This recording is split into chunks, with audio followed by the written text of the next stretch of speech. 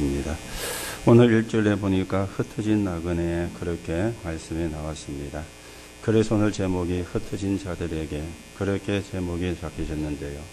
우리가 지금 흩어진 자, 남은 자, 숨겨진 자 그런 지금 단어를 우리가 계속해서 듣고 있습니다. 다시 말하면 디아스포라 이렇게 되어지겠죠.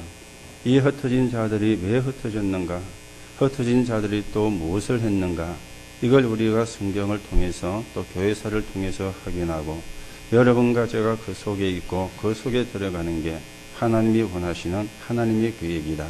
오늘 여러분과 제가 언약으로 붙잡는 그런 시간이 되어지기를 바랍니다. 자, 지금까지 사람은요, 틀린 것이든 맞는 것이든 먼저 들어가는 것이 영향을 주게 되어 있습니다. 틀린 게 들어가도 그 틀린 게 영향을 주고요. 맞는 게 들어가도 그 맞는 게 영향을 주는 겁니다. 내게 무엇이 먼저 각인되어졌는가? 우리 렘넌트들에게 무엇이 먼저 충격이 되어졌는가? 그거는 사실은 안 빠져나가거든요. 거기에서 모든 인생이 결정되고 인생을 살아가게 되는 겁니다. 또 신앙생활도 거의가 그렇게 하고 있는 것이죠. 하나님의 말씀을 따라서 신앙생활하는 것이 아니고 내게 먼저 각인된 거, 내게 먼저 충격되어진 거, 그걸 가지고 우리가 신앙생활을 하는 경우가 굉장히 많다는 사실입니다. 그러면 그 신앙생활은 하나님과 안 맞는 것이 되죠. 하나님과 맞으려면 말씀을 따라서 해야만 신앙생활이 맞는 것인데 내게 먼저 들어간 거, 내게 먼저 각인된 것 가지고 신앙생활하면 하나님과 안 맞는 것이 되어지는 겁니다. 그러면 어떻게 되겠습니까? 나는 열심히 하는데 하나님과 안 맞으면 그러면 옳은 응답은 못 받게 되어지죠. 옳은 축복은 못 받게 되어지는 거죠. 여러분들이 이 부분을 항상 생각을 해야 되고요. 특히 우리 렘넌트들이 이걸 항상 생각을 해야 됩니다. 우리 아이들이 지금 본능적으로 자라는데 세상 걸 가지고 자라거든요. 이게 각인이 돼요. 이게 충격이 되어지는 겁니다. 이게 이제 자기 속에 자리를 잡는 겁니다. 어느 날 이게 자아가 되어가지고 개인이 가지고 있는 자아가 되어지는 거예요. 거기에 인도를 받는 거예요. 그렇게 생각도 하고 그렇게 행동도 하게 되어지는데 좋은 부분도 있겠지만은 안 좋은 부분이 더 많다. 좋은 부분도 있겠지만은 실패하는 부분이 더 많다. 여러분과 제가 세상을 보면서 정리를 하고 우리 자신도 하나님 앞에 서는 그런 시간이 되어져야 되겠습니다. 자, 오늘 우리가 베드로 전서와 후서는 베드로란 사람이 기록을 한 것이거든요. 그러면 베드로가 누군가 좀 생각을 해보셔야 되겠죠. 마가복음 3장 13절에 보니까 원하시는 자들을 부르시니 나온지라 그렇게 말씀을 합니다. 원하시는 자들을 부르시니 나온지라. 그 원하시는 자 속에 베드로가 포함이 되어 있었다 하는 사실입니다.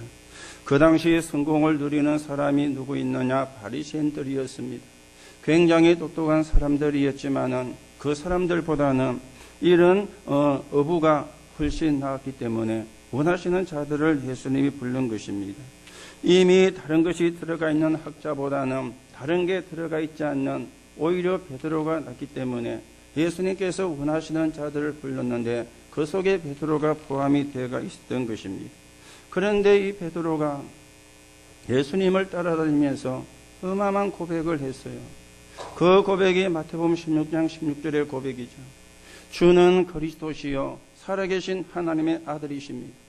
아무도 깨닫지를 못했던, 아무도 발견하지를 못했던, 아무도 고백을 하지를 못했던 그 어마어마한 고백을 바리새인이 한 게 아니고 위대한 학자가 한 것이 아니고 무식한 어부였던 베드로가 고백을 하게 되었다는 사실입니다.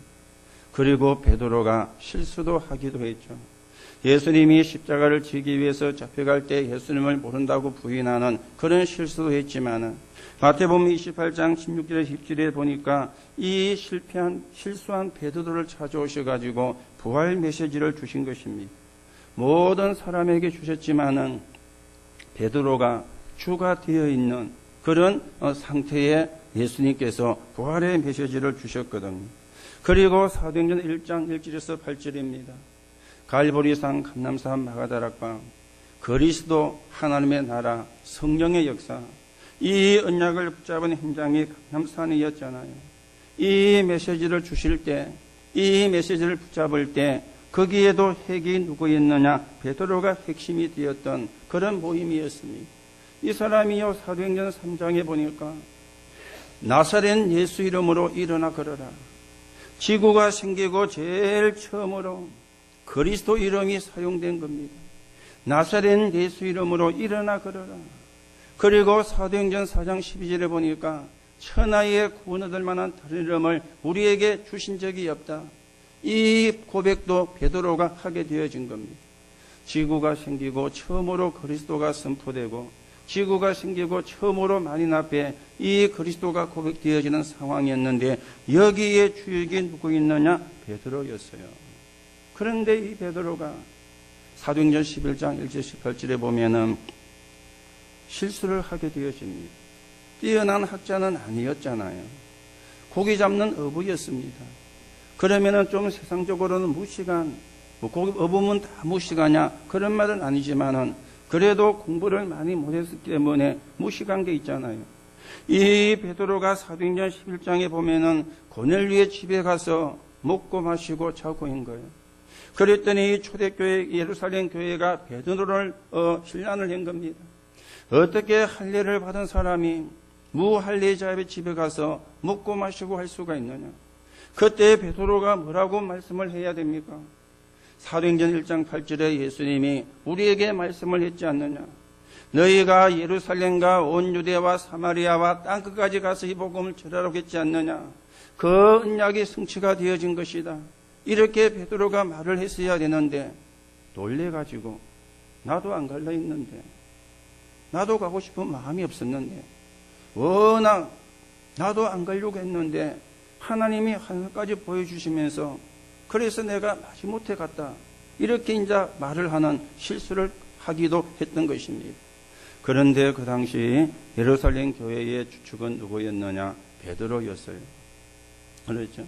이 베드로가 오늘 편지를 보낸 겁니다. 누구에게 편지를 보냈느냐?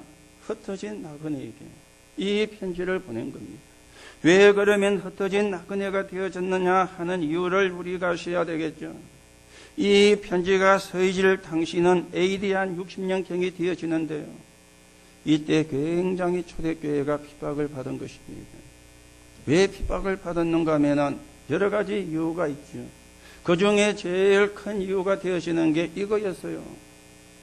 황제를 보고 큐리오스라고 불러야 되는데 예수님을 보고 큐리오스라 부른 겁니다.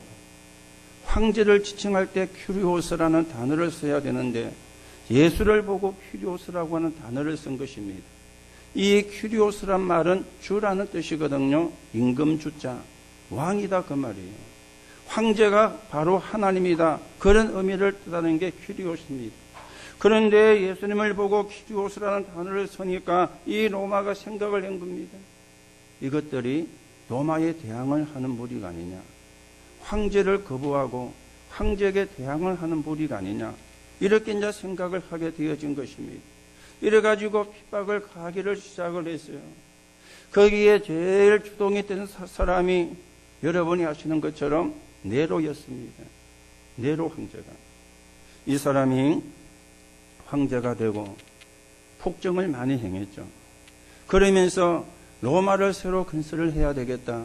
이렇게 생각을 하고는 로마를 새로 건설을 하려고 하니까 원로원에 이렇게 반대가 심한 거예요. 그러니까 이 사람이 사람을 시켜가지고 불을 질러버린 겁니다. 불을 나게 만드는 겁니다. 온 로마가 불에 타는데 이제는 이제 난리가 난 거 아닙니까? 누가 방화를 저질렀느냐? 누가 이 불을 내었느냐? 이렇게 이제 난리가 나니까 그때 또 네로가 사람을 시켜가지고 모함을 한 겁니다. 기독교인이 그랬다. 이래 되어진 거예요. 그러면서 굉장히 핍박을 받는 그런 상황들이 네로 시대에 그리고 도미니안 시대에 일어나게 되어진 겁니다. 그래서 이 사람들이 뭐하게 되어졌느냐? 흩어지게 되어진 거예요. 사도행전 11장 19절에도 보니까 스데반의 일로 일어난 환란을 인하여 흩어진 자들이 그렇게 성경은 말씀을 하고 있습니다. 이 사람들은 도망간 자가 아닙니다. 핍박을 피해서 흩어진 자입니다. 여러분과 제가 도망도 갈 수가 있잖아요. 그런데 이 사람들은 도망을 간 사람이 아니다. 이 사람들은 핍박을 피해가지고 흩어진 자였고요. 이들이 남은 자였고 이들은 숨겨진 자였는데 오늘 성경에 보니까 나그네라 그렇게 말씀을 하고 있습니다. 여기서 우리가 생각을 해야 되는 게 있죠. 이 사람들은 흩어진 겁니다. 언약을 붙잡고 살아남아서 그 지역에 복음운동을 일으킨 사람들이에요. 이게 흩어진 장거리죠. 오늘 여러분들이 살아남아서 여러분이 있는 현장에 복음운동을 일으키는 게 하나님의 뜻입니다. 지금 우리 렘넌트들이 여기서 고등학교를 나오고 고등학교를 졸업하면은 이제 밖으로 나가게 되죠. 어떤 렘넌트는 대학을 가기 위해서 밖으로 나가기도 하고 어떤 렘넌트는 취직을 위해서 밖으로 나가기도 하고 지금은 우리가 옛날처럼 그런 시족사회가 아니잖아요. 그렇죠? 시족사회가 아닙니다. 그렇죠? 우리가 뭐 늙어 죽을 때까지 거제도에 산다 그런 법이 없어요. 내가 서울에 살 수도 있고 내가 저 대전 가서 살 수도 있고 내가 미국 가서도 살 수가 있고 옛날처럼 시족사회가 아니거든요. 옛날에는 한 마을에 자기 집도 있고 사촌 집도 있고 그 옆에 보면은 육촌 집도 있고 그 옆에 보면은 팔촌 집도 있고 이렇게 한 마을에 다 이렇게 살았잖아요.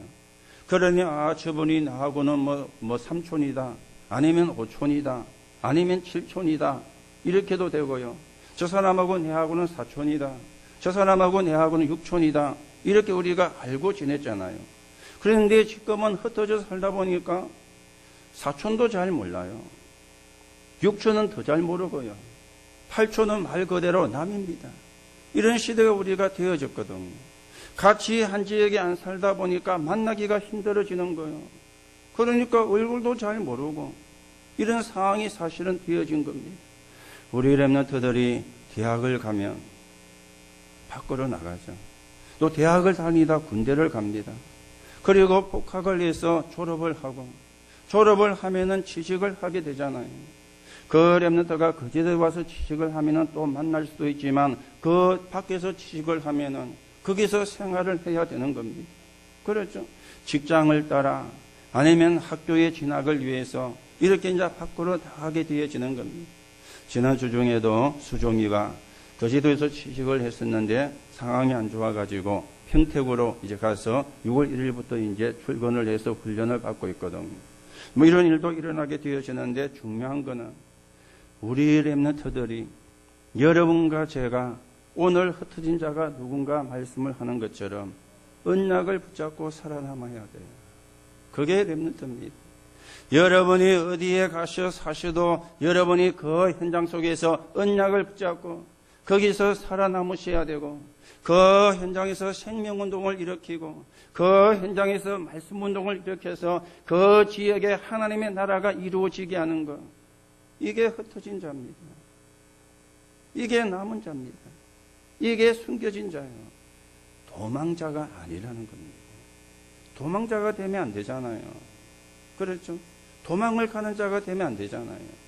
그래서 우리가 제일로 지금 문제가 되어지는 게 기도해야 될 제목이라면 렘넌트들이 교회를 떠난다는 거.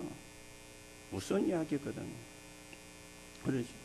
교회를 떠난다는 말은 복음을 모른다는 말입니다. 교회를 모른다는 말은 복음을 모른다는 말이거든요. 여러분 복음이 뭡니까? 흑암에서 불러내는 게 구원이잖아요. 내가 흑암에서 빠져나오는 길이 복음이잖아요. 그 복음이 그리스도잖아요.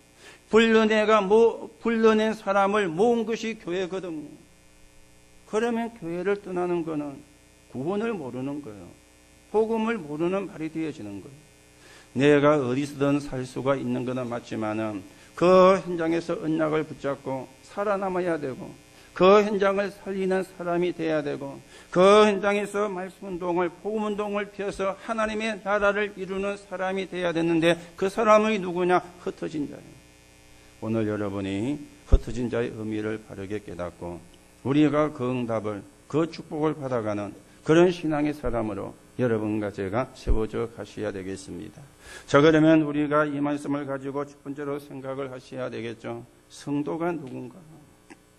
성도는 누구인가? 오늘 보니까 흩어진 나그네라 그래 이야기했습니다. 아무리 핍박을 받는 것 같아도 잠깐 지나가는 나그네입니다. 인생은 나그네잖아요. 그렇죠? 그래서 세 가지 종말을 여러분이 아셔야 돼요. 개인의 종말이 있습니다. 시대의 종말도 있습니다. 그리고 지구의 종말도 있습니다. 한 번 죽는 것은 정한 것이요 그 이후에 심판이 있느니라. 히브리 9장 27절에 여러분과 제가 지금은 이렇게 살아계시지만은 어느 날 여러분과 제게도 개인의 종말이 온다는 사실입니다. 그래서 인생은 나그네요. 이 나그네 인생을 살기 때문에 내가 나그네 인생을 사는 동안에 어떻게 하나님께 영광을 돌리고 하나님의 나라가 이루어지는데 어떻게 헌신할 것인가? 이걸 우리가 생각하는 게 나그네 삶을 사는 사람의 올바른 생각이 되어지는 겁니다. 내가 이 땅을 안 떠나면 그런 생각을 안 해도 되지만 언젠가는 떠나기 때문에 시대의 종말도 있습니다. 그리고 지구의 종말도 있습니다. 자, 그런데 우리는 나그네지만 고향이 따로 있잖아요. 그렇죠? 고향이 따로 있잖아요. 여러분의 육신의 고향은 다 다르죠. 경상도도 있고 전라도도 있고 충청도도 있고 또 서울도 있고 그리고 부산도 있고 육신의 고향은 다 다릅니다. 그런데 여러분과 제가 가야 되는 본향은 따로 있어요. 그 본향이 어디냐? 천국인 것이죠. 오늘 여러분들이 나그네의 성도, 나그네의 삶을 사는 여러분과 제게요, 이 땅은 임시 처소가 되어지는데 이 나그네의 삶을 어떻게 살 것인가? 그걸 생각하는 게 기도입니다. 그래야 우리가 성령의 인도를 받는, 하나님의 인도를 받는 사람이 되어지는 겁니다. 그리고 성도는 누굽니까? 흩어진 순례자예요. 순례자는 사명이 따로 있습니다. 흩어진 순례자는 누구냐? 사는 지역을 살리는 사람입니다. 흩어진 순례자는 시대를 살리는 사람입니다. 그리고 흩어진 순례자는 본향을 가르쳐 주는 사람이에요. 이게 순례자의 사명이에요. 이게 흩어진 자의 사명인 것이죠. 오늘 여러분이 말씀을 잘 붙잡으시기 바랍니다. 이 흩어진 나그네는 도망을 간 게 아닙니다. 그렇죠? 도망을 간 게 아닙니다. 지금도 많은 사람이 도망을 가잖아요. 그래서 교회도 못 오고, 못 오는 게 아니죠. 안 오고. 못 오는 거하고 안 오는 거는 다른 이야기입니다. 교회를 못 오는 게 아니고 안 오잖아요. 왜요? 도망을 가야 되니까. 그렇죠? 도망을 가면은 되느냐? 순간은 될 수가 있습니다. 우선은 될 수가 있는지 모릅니다. 그런데 하나님이 안 계시다면 문제가 안 되겠지만 하나님이 계시다면 오늘 우리가 도망가는 자가 아니라 흩어진 자가 되어서 여러분이 있는 모든 현장에 여러분 때문에 하나님의 나라가 이루어지게 되기를 예수님의 이름으로 축복합니다. 그게 언약이에요.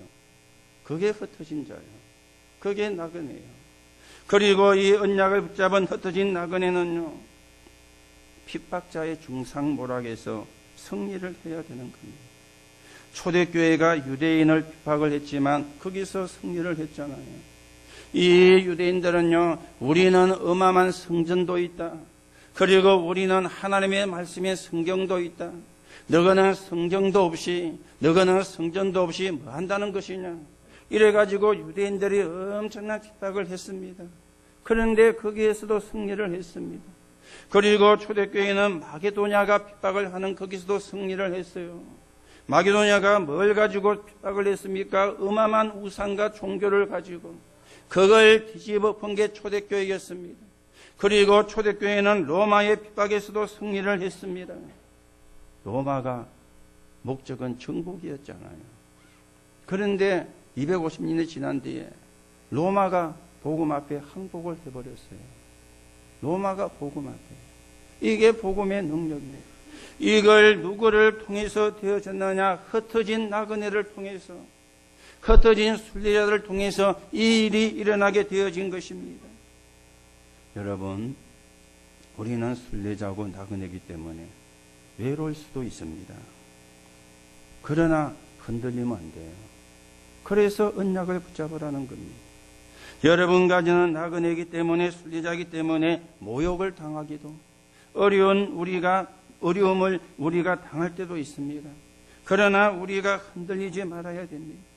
왜 우리가 흔들리지 말아야 되느냐? 여러분 가지는 최고를 가진 사람이라. 하나님의 자녀요. 천국의 소망을 가지고 있는 사람이요. 그리고 그 현장을 살려야 되는 전도자요. 이게 우리에게 주신 하나님의 축복이에요. 맞습니까? 이게 우리가 받은 하나님의 축복이라. 아니, 우리가 하나님의 자녀인데, 그리고 우리는 천국의 소망이 있는데, 우리는 그 현장을 살려야 되는 전도자인데, 그러면 끝난 거 아닙니까? 그렇잖아요. 그러면 끝난 거잖아요.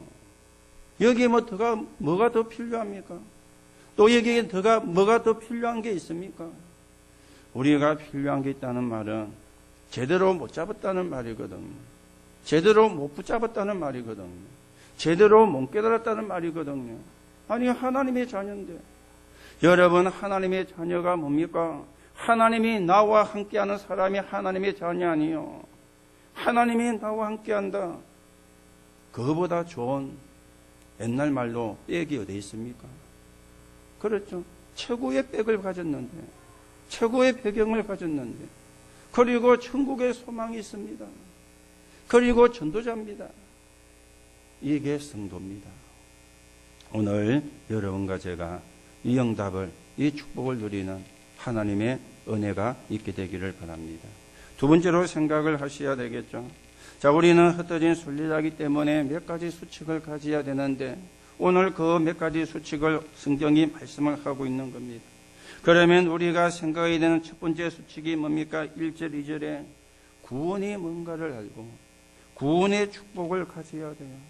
다시 말하면 구원의 확신을 가지고 있어야 되는 것입니다. 2절에 보세요. 곧 아버지, 하나님 아버지의, 하나님이 우리에게 예수 그리스도를 보내주셨는데 이걸 보고 은혜라 그러죠. 그러면서 미리 아심을 따라 되어진 겁니다. 이 말을 한 단어로 요약하면은 예정되어진 거예요. 그렇죠. 하나님이 우리를 예정하셔. 그러면서 성령의 거룩하게 하심으로 성령께서 깨닫게 하셨다 그 말입니다. 예수 그리스도의 핏부림을 얻기 위하여 택하심을 받은 자들에게 그리스도의 핏부림을 받기 위해서, 또 그리스도의 핏부림을 증거하기 위해서 택하심을 받은 사람들입니다. 그러면서 은혜와 평강이 있을지어다. 그렇게 말씀을 하고 있죠. 이 말을 한 단어로 말하면 구원이요. 구원의 축복이요. 구원의 확신이요. 이걸 붙잡아야 어디 가든 살아남습니다. 이걸 붙잡아야 어디든지 그 현장에 복음동을 펼 수가 있습니다. 내가 구원이 뭔가를 모르고 구원의 축복을 모르면 승리할 수가 없잖아요. 내가 구원의 축복을 못 누리면 그 현장을 살려낼 수가 없잖아요. 그러니까 구원에 대한 축복을 가지고 있어야 되는 게 흩어진 순례자의 첫 번째 수칙이 되어지는 겁니다. 오늘도 여러분들이 받으신 구원, 그 구원이 얼마나 큰지, 그 구원이 얼마나 어마어마한 것인지 확인하시는 시간 되시기 바라고요. 오늘 여러분들이 구원의 확신을 회복하고 영적인 싸움에 승리하기를 예수님의 이름으로 축복합니다. 두 번째 수칙이 뭡니까? 그게 3절에서 8절에 나와 있는 겁니다. 흩어진 나그네는 죽은 소망이 아니에요. 산 소망을 가지고 있는 자들입니다. 산 소망을. 그렇죠?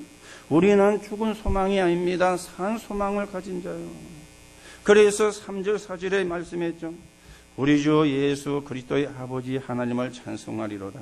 그의 많으신 긍휼대로 예수 그리스도를 죽은 자 가운데서 부활하게 하심으로 말미암아 우리를 거듭나게 하사 산 소망이 있게 하시며 썩지 않고 더럽지 않고 새하지 아니한 유업을 있게 하시나니 곧 너희를 위하여 하늘에 간직하신 것이라. 그렇게 말씀을 했습니다. 오늘 우리는 어떤 소망을 가지고 있습니까? 세계복음화의 소망을 가지고 있습니다. 우리는 천국의 소망을 가지고 있는 사람입니다. 그리고 우리는 부활의 소망을 가지고 있는 사람이에요. 오늘 여러분이 이 세 가지 소망은 분명히 붙잡고요, 기도하면서 우리가 인도를 받는 사람이 되어야 되는데, 세계복음화의 소망, 그리고 천국의 소망, 그리고 부활의 소망을 가지고 있는 겁니다. 이런 소망을 가진 사람을 5절에 보니까 너희는 말세에 나타내기로 예비하신 구원을 얻기 위하여 믿음으로 말미암아 하나님의 능력으로 보호하심을 받았느니라. 이 소망을 가지고 있기 때문에 하나님이 보호를 하시는 거예요. 그렇죠? 이 소망을 가진 자를 하나님이 보호하시는 거예요. 왜냐하면 그 사람만을 위해서가 아닙니다.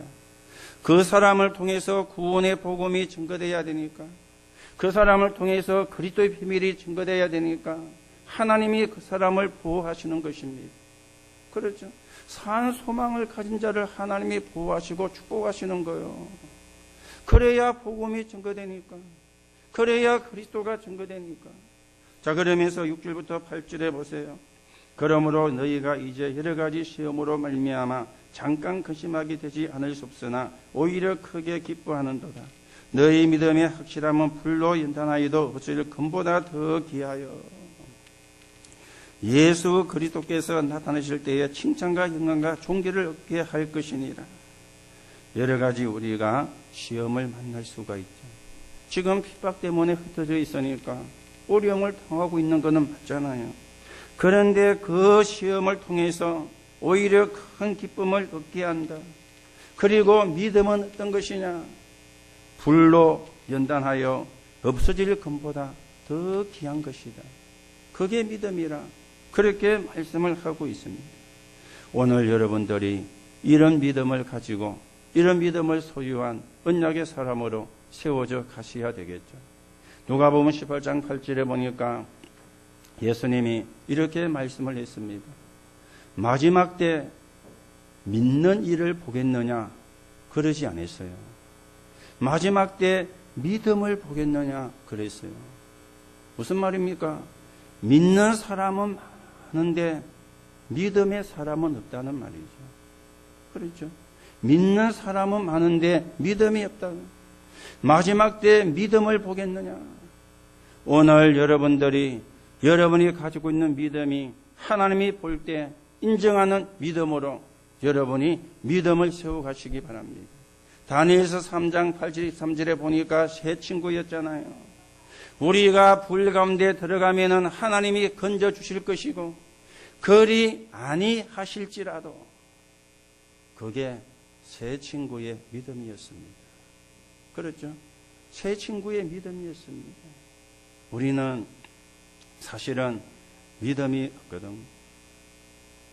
이익과 손해가 오면은 믿음을 선택을 안 해요. 그렇죠? 이익과 손해를 선택을 하죠. 믿음을 선택하면은 하나님이 역사할 건데.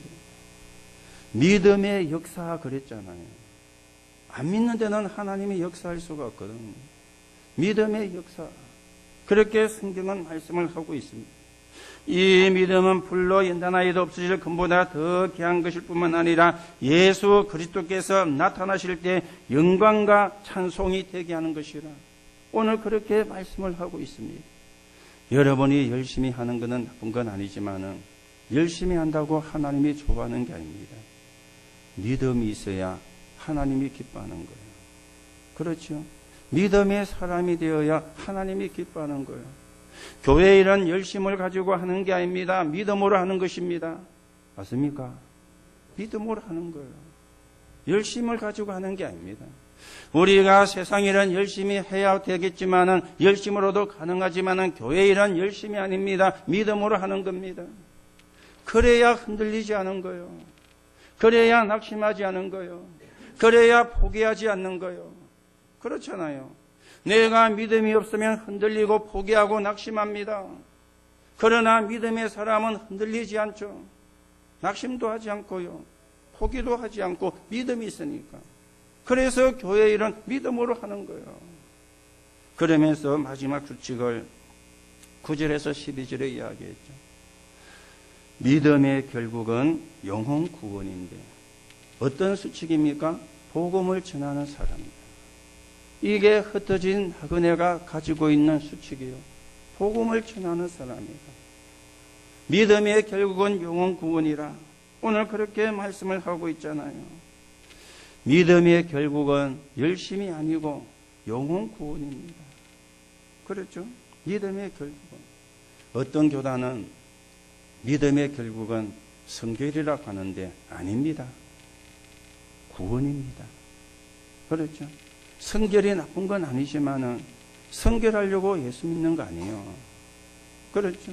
성결하려고 성결할 것 같으면 오히려 불교가 나아요. 그렇잖아요. 거기에는 욕심도 내버려라. 탐심도 버려라. 많이 가지려고도 하지 마라. 그렇게 불교가 가르치잖아요. 성결하려면 오히려 예수 믿는 것보다 불교를 믿는 게 더 낫습니다. 믿음의 결국은 성결한 게 아니고 구원입니다. 믿음의 결국은 침례가 되는 게 아니고 구원입니다. 오늘 믿음의 결국은 영혼 구원인데 이 영혼 구원은 성령의 역사를 힘입어 얻게 되는 것이고 이걸 때문에 오늘 천사들도 살펴보기를 원한다. 그렇게 12절에 말씀을 하고 있는 것이죠. 오늘 여러분이 흩어진 순례자는 구원과 구원의 확신을 가진 자, 산 소망을 가진 자, 그리고 복음을 전하는 그래서 사람을 살리는 사람이 오늘 흩어진 순례자의 수칙이 되어지는데 우리가 이 수칙을 내 것으로 만들어서 여러분과 제가 영적인 싸움에 승리하시기 바라고 여러분이 계시는 곳마다 여러분이 가시는 곳마다 사람을 살리고 하나님의 나라가 이루어지는 그 축복을 누리게 되기를 예수님의 이름으로 축복합니다. 그러면 세 번째로 우리가 생각을 하셔야 되겠죠. 구원이 뭔가? 이게 이제 바르게 이해가 되어야 앞에 말들이 이해가 되어질 거 아닙니까? 에베소장 8절에는 보니까 이렇게 말씀합니다. 너희가 그 은혜를 인하여 믿음으로 말미암아 구원을 얻었나니 이것이 너희에게 산 것이 아니라 하나님의 선물이라. 너희가 여기서 난 것이 아니라 하나님의 선물이라 그랬습니다. 여러분 구원을 알려면 멸망이 뭔가를 알아야 돼요. 여러분이 구원을 하시려면 재앙이 뭔가를 아셔야 돼요. 그래야 구원이 뭔가를 압니다. 멸망이 뭔가를 모르고 재앙이 뭔가를 모르면 구원을 알지를 못해요. 그러니 많은 사람들이요 구원이 흔들흔들해요. 기분 좋으면 구원 받은 것 같고 기분 안 좋으면 구원 못 받은 것 같고 왜냐 구원이 뭔가를 모르니까 멸망이 뭔가를 모르고 재앙이 뭔가를 모르니까 멸망과 재앙을 합친 단어가 흑암입니다. 멸망과 재앙을 합친 단어가 흑암이에요. 여러분 흑암이 뭡니까? 지옥 배경이 흑암이잖아요. 흑암은 재앙의 본부잖아요. 거기에 심부름하는 게 사단이잖아요. 이 세 가지를 합친 걸 보고 흑암이라 그러는데 여기서 멸망과 재앙이 나오는 것입니다. 이 세 가지에서 인생 12가지 문제가 나왔죠. 틀린 것 3가지, 다른 것 3가지, 망하게 만드는 것 6가지. 그게 창세기 3장과 6장과 11장이죠. 그게 사도행전 3장, 16장, 19장이죠. 그리고 불신자 상태 6가지죠. 이 12가지가 인생의 근본 문제가 되어지는데 이걸 합친 게 흑암입니다. 여기 때문에 멸망이 오고 이것 때문에 재앙이 들어오는데 이 멸망과 재앙에서 빠져나온 걸 보고 구원이라 그렇게 하나님은 말씀을 하세요. 여러분과 제가 그래서 구원을 받은 겁니다. 그런데 중요한 거는요, 구원은 하나님의 은혜라. 하나님의 은혜라. 여러분과 제가 노력을 했으면 내가 이랬더니 할 거 아닙니까? 그런데 우리의 노력과 상관이 없어. 은혜로 구원을 받았는데 은혜이기 때문에 가치를 잘 몰라요. 은혜란 말은 값없이 준 거거든요. 말을 바꾸면 내가 공짜로 받은 것입니다. 그러니까 가치를 잘 몰라요. 여러분이 노력을 했으면은요, 내가 이만큼 노력을 했더니, 내가 이만큼 노력을 했더니, 내가 이만큼 열심히 했더니, 그러면 이제 내가 한 게 놓아가지고 가치가 놓오는데 내가 한 게 없어. 은혜로 받은 거예요. 공짜로 받다 보니까 가치를 잘 몰라요. 가치를. 로마서 3장 10절에 의인은 음란이 하나도 없다 그랬습니다. 이거는 성령의 감동이 되어야만 알게 되는 겁니다. 의인은 음란이 하나도 없다. 진짜 사람이 자기를 보면요, 나는 죄인이구나. 자기에게 거짓말을 안 하면은요, 내가 죄인임을 깨닫게 되어져요. 내가 죄인임을. 여러분이 하루 종일 천사처럼 살고 1초만 죄를 지어도요. 그렇죠? 여러분이 하루 종일 천사처럼 살았어요. 그런데 1초만 죄를 지어도 1년이면 몇 개입니까? 365개. 10년이면 몇 개죠? 3650개. 요즘은 100세 인생이니까 100살까지 산다고 합시다. 그러면 얼마요? 36,500개. 구원 받겠어요? 못 받겠어요? 의인은 음란이 하나도 없다. 그렇죠?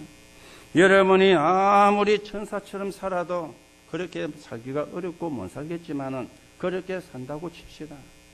하루에 일체만 죄를 지어도 100년이면 36,500개요. 그걸 어쩔 겁니까? 아니, 하나만 있어도 지옥 가는데 36,500개라. 36,500개라. 그렇죠? 로마서 3장 23절에 모든 사람이 죄를 범하였으며 모든 사람이 죄를 범했는데 어떤 죄를 범했습니까? 하나님 떠나는 죄를 지은 거예요. 그렇죠? 내가 아무리 성결하게 살아도 하나님 떠난 죄는 해결 못하는 거예요. 하나님 떠난 죄는 해결할 수가 없는 거예요. 로마서 5장 8절에 보니까 우리가 아직 죄인 되었을 때에 그리스도께서 십자가에 죽으심으로 하나님이 우리에 대한 자기의 사랑을 확정하셨느니라. 우리가 해결할 수가 없다고 말이에요. 하나님이 해결할 수 있다고 말이에요. 하나님이 이 문제를 해결하시려고 우리와 의논하지 않으시고 그리스도를 보내사 십자가에 죽게 하심으로 이 문제를 해결하시고 이 사실을 믿기만 하면은 구원받을 수 있게 하나님이 길을 열어주셨는데 그걸 보고 은혜라 그렇게 이야기를 하는 것입니다. 그 은혜를 받는 조건이 믿음이에요. 너희가 그 은혜로 인하여 믿음으로 말미암아 구원을 받았나니 그랬잖아요. 그래서 믿음은 선물입니다. 요한복음 5장 24절에 내가 진실로 진실로 너희에게 이르노니 누구든지 나를 믿고 또 나 보내신 이를 믿는 자는 영생을 얻었고 심판에 이르지 아니하나니 사망에서 생명으로 옮겼느니라 그랬죠. 이거는 공로로도 안 되고 돈으로도 안 되고 믿음으로만 가능한 것입니다. 그렇죠? 믿음으로만. 하나님이 주시는 은혜로만 가능한 것입니다. 요한복음 1장 12절에 영접하는 자, 곧 그 이름을 믿는 자들에게 하나님의 자녀가 되는 권세를 주셨어요. 그래서 믿음과 영접은 같은 말이에요. 영접하는 자, 곧 그 이름을 믿는 자들에게 하나님의 자녀가 되는 권세를 주셨으니. 로마서 10장 9절 10절입니다. 그렇죠? 네가 만일 네 입으로 예수를 주로 시인하며 또 하나님이 그를 죽은 자 가운데서 살리신 것을 네 마음에 믿으면 구원을 얻으리라.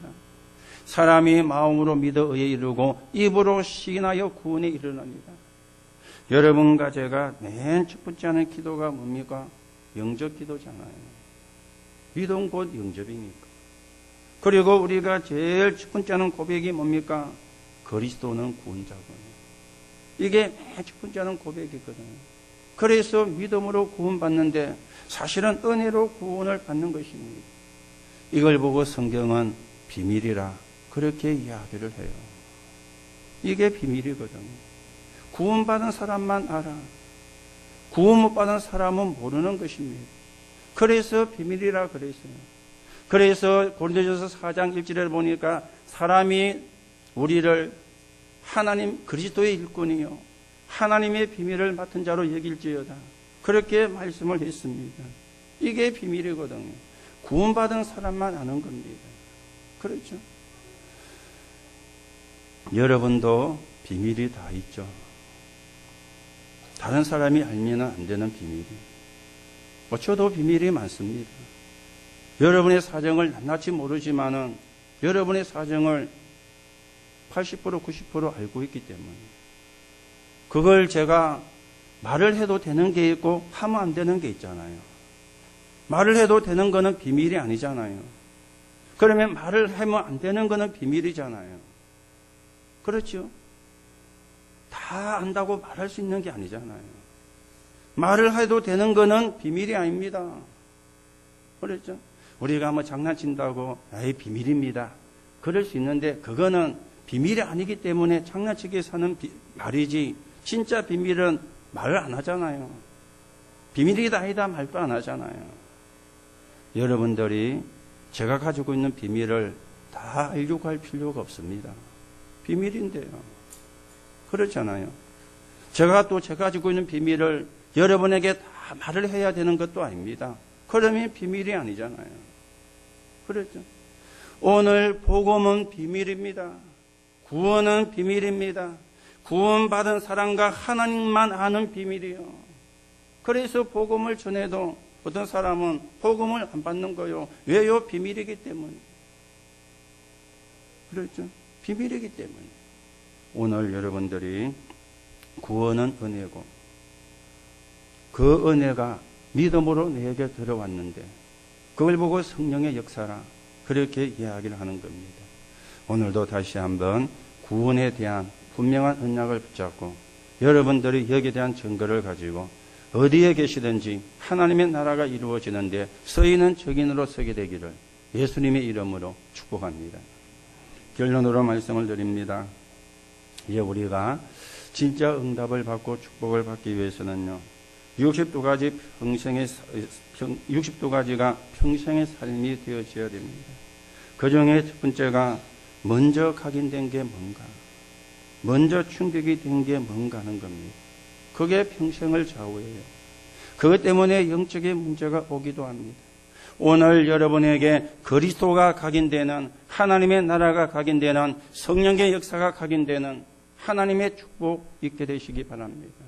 그러면 끝나는 겁니다. 그렇죠? 그리고 두 번째는 배려입니다. 성령의 인도 받는 9가지. 그렇죠? 우리는 배려를 못해요. 진짜 힘은 배려할 수 있는 거잖아요. 다른 사람을 배려할 수 있는 거, 그게 진짜 힘입니다. 고집을 피우는 거는 힘이 아닙니다. 그렇죠? 내가 다른 사람을 배려할 수 있는 거, 그게 진짜 힘이고요. 그 배려할 수 있다는 거는 성령의 인도를 받는 사람이거든요. 우리의 인생이 그래 돼야죠. 우리의 삶이 그래 돼야지.